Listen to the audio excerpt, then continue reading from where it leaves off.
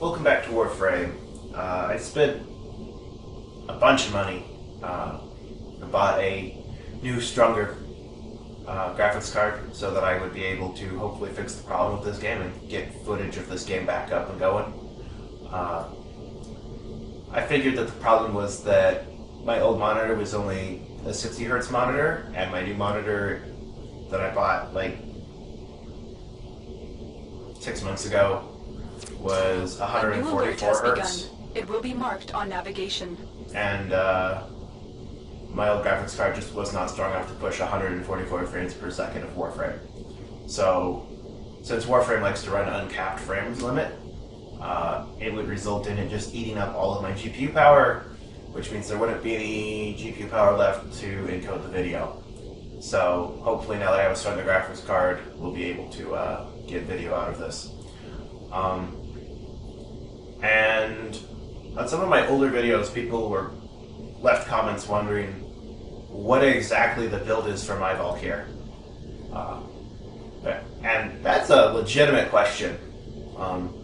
Because if you watch how I do my melee runs, and you see me getting hit by tons and tons of enemies that are all really high level and never dying, then you're like, well, that's a pretty tanky Valkyr. And a lot of people claim that Valkyr's not as tanky as she used to be. And so I can understand the interest in how I built my Valkyr. My Valkyr is an Eternal Warcry build. What it's supposed to do is I'm supposed to remember to Warcry, and then kill so many things that my Warcry never ends. And to that end, it's very expensive to activate the Warcry ability on my Valkyr. But it's very effective when it happens. So my Valkyr has 1,260 armor and 350 energy and 740 HP. I never did anything with the shields because shields don't matter to Valkyr. 190% duration, 60% efficiency, 40% range, and 172% power strength. The reason why I have it set up this way is I don't use ripline, so I don't care about range on ripline. And my Valkyr is used for solo runs, so I'm not worried about the radius of Warcry so much as the effectiveness of the Warcry. And since I have the Eternal War augment, I don't need to worry about how expensive Warcry is as long as I never let it drop. So it being 100 energy to activate Warcry isn't that big of a deal to me because I can just keep it going forever outside of Nullifiers. What does matter to me is these values here. The duration of the Warcry affects how easy it is to keep the Eternal War going. And the armor and speed increases are pretty big deals for making sure that I do more damage and take less damage. So I have them bumped all the way up to 86%. So when I activate Warcry, my armor just goes through the roof. It's over 2,000 armor. And 2,000 armor is a big deal. I ignore almost all damage that enemies throw at me, which is why I don't care about the shields. I don't use paralysis, so I don't care about the range. It's fine that it only has 4 meters. And I use Hysteria basically only to reach in health. So it's not super important to me. But as a consequence to how I've set up my build for Warcry, where I have a very high power duration, since Hysteria is a toggle ability that affects the energy per second cost, so it's not that much energy to keep it running. The initial turning it on costs 35, which is less than ideal, but only 2 energy per second isn't going to drain my energy reserves too much. I can afford to keep Hysteria running for a couple seconds while I regen my HP. So the way I've achieved this is I have Hunter's Adrenaline for a 45% damage to energy conversion, because Valkyr has basically no energy reserves. Like, Valkyr's terrible at energy. Even with 200% energy max from Primed Flow, it's still only 350 energy. Like, Valkyr just is really bad for max energy. So it's very important that I keep getting more energy. Since Valkyr has very little in the way of shields, converting damage into energy is the way to go. I also run Quick Thinking. It's not really required. And it's probably not even that helpful. But it does help every now and then when I'm not paying attention. Quick Thinking is my something unexpected happened, but I didn't want to die yet, so give me a little bit of grace period. The Quick Thinking effectively gives me an insane maximum HP, because I have to burn through my energy bar before I die, and my energy bar accounts for 2.4 times as much HP as it does energy. So I have to go through 740 HP to start hitting my energy bar, and then my energy bar is effectively like 800 or something. I forget the exact amount of HP equivalency it has.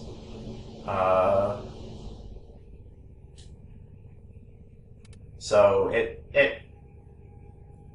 makes it to where it's very hard to kill me if I don't panic. If I panic and go like, oh no, I need to reactivate my war cry, and I burn through 100 of my energy, then I'll be dead. But usually that doesn't happen. Usually I go, oh, Quick Thinking's active, get to cover, reassess my strategy, and then go back in. That is completely unnecessary. If I wanted to make my build more efficient, this would be the first mod I would remove. It costs a lot, and it doesn't particularly help with anything. But I do like to have that safety net grace period of I was busy killing enemies and wasn't watching my HP bar, and I ran out in front of a bunch of Corpus engineers, and they just started blazing into me with their freaking laser gatlings. I like to not die instantly, and this helps that. Blind Rage, since the only ability that I really care about is the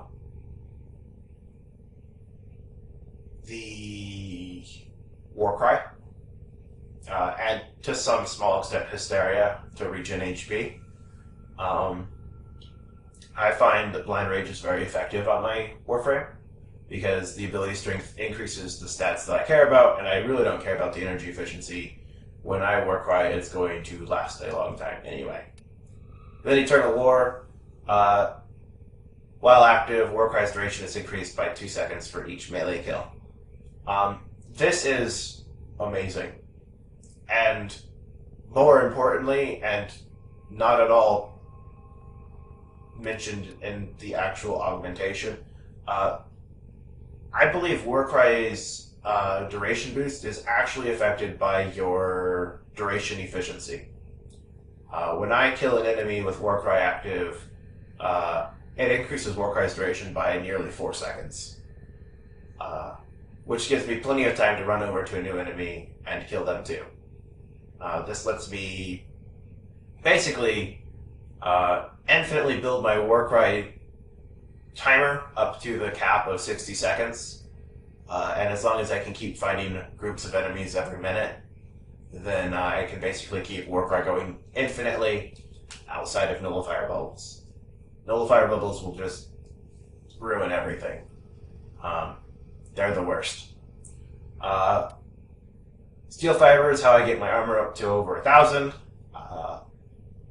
It's really good to get Valkyr's armor up because armor affects how much damage you take. And since Valkyr's Warcry has a multiplicative effect on the armor, the higher my armor is to begin with, the better that's going to be for my defense in the end.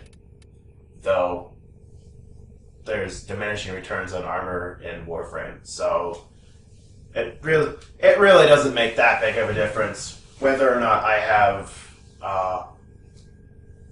it on. I believe the difference is like ignoring like 70% of damage versus ignoring like 89% of damage, which is a big deal with the way numbers scale up at the end game. But it's not as awesome as you might think. I originally built my Valkyr trying to get Warframe to trying to get the Eternal War to give me basically infinite armor and basically make me immortal. But I was never able to push Valk that far. It's not mathematically possible with how Warframe is built to get the required armor value to ignore all damage. You can get pretty close. You can get like upwards of like 99% damage negation, I think, but you'll never get all the way. So I kind of toned it back and made it more usable. Vitality, this is basically what keeps you alive as a Valkyr. Your HP is basically everything to you. So a max Vitality gives me the maximum HP that my Valkyr can have in just one mod. I didn't want to give more than one mod slot towards it because there's diminishing returns from the opportunity loss. Narrow-minded increases the ability durations, which helps my Eternal War and just keep being Warcry up in general. It has a rather negative effect on the ability range, but I can forgive it for that because I play solo, and I really don't care about the ability range because I'm not doing it to buff my allies. I'm just doing it to make myself stronger. Tenno, the balance of power continues to shift. And then Prime Navigation Flow is for marked trying with new to invasions. get as much energy as possible. It's not like Valkyr's energy capacity is terrible. So even with Prime Flow, it's not great. I would like to get a Prime Valkyr and rebuild it basically exactly the same way I have my regular Valkyr, just so I could get the extra energy capacity. That would make it way stronger than my current one, but I, as of yet, do not have all the parts to do that. Then I run Coaction Drift to give an extra 15% power to my Steel Charge to make it even stronger melee damage. Because I'm doing a melee run, everything I'm doing is melee. Increasing my melee damage is basically just increasing my DPS. And Steel Charge gives me a ton of points, so I don't have to overform a build. Well, my build, it's only a 3-forma build, so I like to keep it kind of reasonable, especially since ODD is not anywhere near as cool as it used to be. I used to be able to just go into ODD and take a unleveled thing and boost it up to max rank in 30 minutes. But ever since they made it to where you can't stand on the pillars and the enemies the infested have ranged attacks now, that's not really as viable as it used to be. For my punching weapon, it's not super strong or anything. It's 11.5 slash, 57.8 corrosive, 11.6 puncture, and 118.6 impact.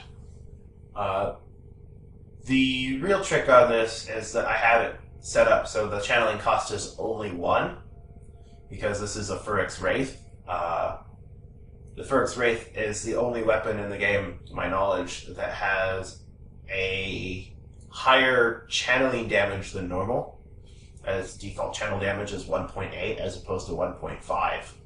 So when I go ahead and put on a Killing Blow to give it 120% extra channeling damage, it takes the channeling damage up to 2.7 times multiplier. So basically with one mod and toggling on channeling, I basically get to crit all the time. The critical multiplier for this weapon is 4.8 with the current mods I have, because why stop there? If I can crit on my crits, then I'll do even more damage. So what my Phyrex Wraith tends to do is it does pretty mediocre damage on a regular hit, decent damage if I'm channeling, and a ton of damage if I'm channeling and I get a critical hit. Ideally, I would like to have a Life Strike built into this thing, just to make it to I don't have to go into Hysteria. Because if I had Life Strike, I could just regen outside of Hysteria. But it messes up the channeling cost. And since Valkyr doesn't have a whole lot of energy, I really can't afford to be paid like 3 or 4 energy per hit. I've killed myself several times with Life Strike weapons just because I was hitting too fast and it drained all my energy and then I had no energy left. So I'm really careful about that nowadays. So this would be the build that I'm using, and we're gonna go kill Tyl Regor